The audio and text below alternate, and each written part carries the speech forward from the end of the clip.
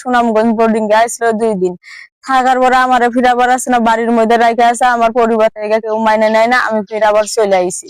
আব্দুল্লাহ জাকের সাথে পরিচয় আমার মাওনা চৌরাস্তার মধ্যে। তারপর আমার ফোনে কথাবার্তা কইতে কইতে তার সাথে সম্পর্ক হয়।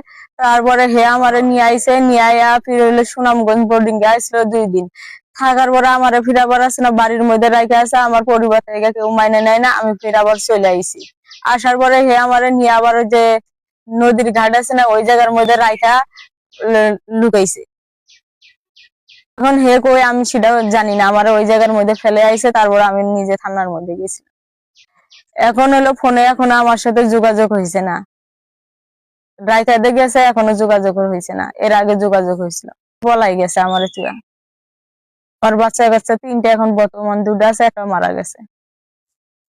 এর বয়স 70-62 এরকম চলবো। আমি কি চাই, এখন এ আমার জীবন নষ্ট করছে, এ আমাকে সবকিছু সমাধান করে দিব, আমি এটাই চাই। আমি কি করবো এখন, আমার মরা ছাড়া কোনো বুদ্ধি নেই। এরা বাবা আমি কইতাম পারি না, 2 দিন ধরে যোগাযোগ নাই। মেয়ের সাথে আসিন না কই আসিন এটা আমরা কইতারি না।